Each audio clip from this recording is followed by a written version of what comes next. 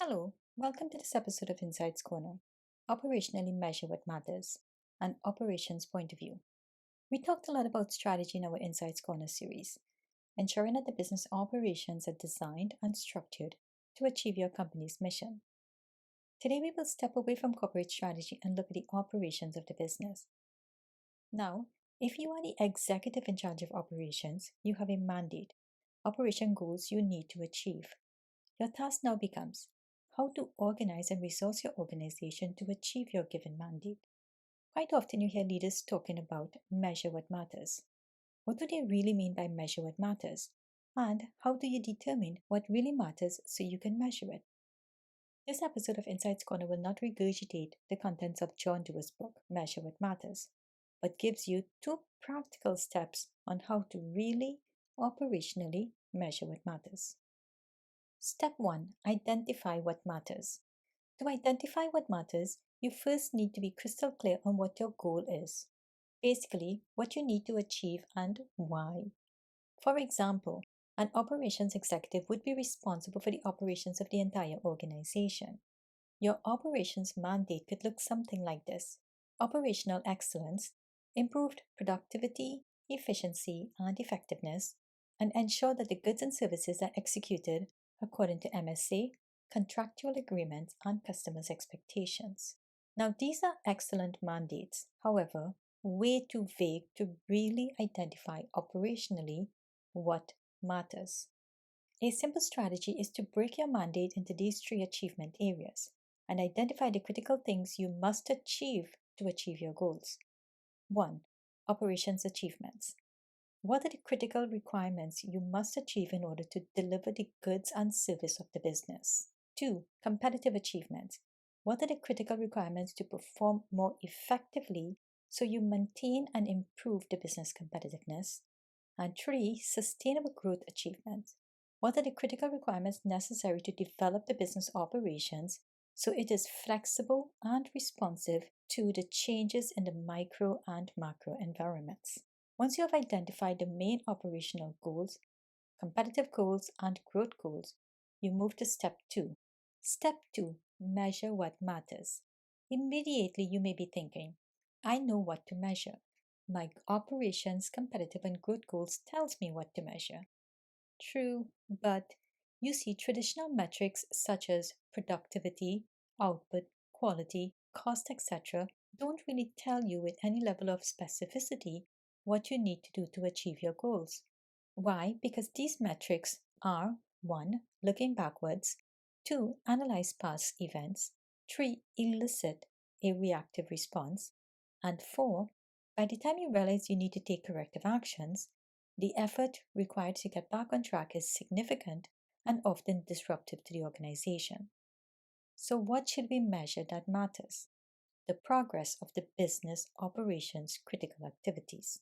So, how do we measure the progress of the business operations critical activities? 1. Why did you call out these activities as critical activities? 2. Define your goals from these critical activities. 3. List out the major execution tasks. And 4. Identify metrics you can measure to improve the effectiveness of each task. This process is an iterative process consisting of short cycles. It tells you how well the business is executing the critical activities of the business operations, while simultaneously and most importantly pinpoints what is working and what's not working, allowing you to make micro, cost effective adjustments to the process very early in the process, thereby giving you the flexibility and the agility that is necessary to proactively manage your goals. Let us now look at a quick example to operationally measure what matters. You are the operation executive at a technology company providing software products on a subscription basis. You have identified your overall goals for operations, competitive, and growth. You have identified what is critical in order to achieve these goals. For the sake of time, we could only look at one example. Your operation goal is to reduce operation cost by X%. A critical activity that contributes to high operating cost is meetings in your organization. You are aware that the amount of time spent in meeting reduces the number of hours available for production. You also know that 1. You have had to hire more resources than planned, and 2. You are constantly paying overtime that is above the budgeted amount. Here is a quick process to help you get to the root cause and achieve your overall meeting efficiency goal. Question 1. Do you have multiple meetings discussing the same issue? If this is the case, use the metrics, the number of meetings to resolve an issue. Measure how many meetings it takes and set a goal to reduce this number. Question 2. Are action items completed on time? Some metrics to measure action items efficiency includes the number of action items not completed on time, the number of incompleted action items with improper documentations, the number of incomplete action items reassigned after the deadline date, the number of action items reworked after completion, the number of action items with unclear instructions, etc. The key here is to pick the metric that closely relates to your problem, measure and continue, or measure and adjust. Repeat in this process until you get to the root cause of your meeting inefficiency issue or costly meeting issue. Now, use a similar process to ensure the delivery of your competitive, growth, and operation goals, critical activities. Now, let's discuss the benefits of this process. The first benefit, immediately, you can see that this process focuses on the critical success factors, reducing the risk that the process will fail and improving the overall chances of success. The second benefit, the process is an iterative process that gets to the root cause of the problem. The third benefit, the process measures progress, thus allowing you to make micro corrective actions early in the execution of your goal.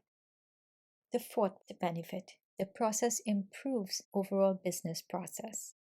The fifth benefit, the process is proactive, providing insights on what corrective action you need to take now so you remain on track to achieve your goal.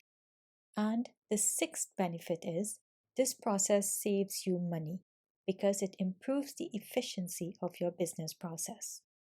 It is important at this time to clarify when measuring activity, it is important to invest the energy and time to measure what matters and avoid the temptations to measure everything that can be measured. This will burden and frustrate your team and take your focus away from what is necessary and important in order to achieve your goal. It is worth repeating. It is important to invest the energy and time to measure what matters and avoid the temptation to measure everything that can be measured. There you are, folks. 2 steps to help you measure what matters. Step 1, identify what matters. And step 2, measure what matters. I hope you get some value from this episode of Insights Corner. And please provide some suggestions on what you would like for us to cover in future episodes of Insights Corner. It has been my pleasure to host this episode of Insights Corner.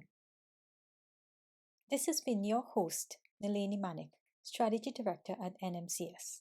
Be strategic.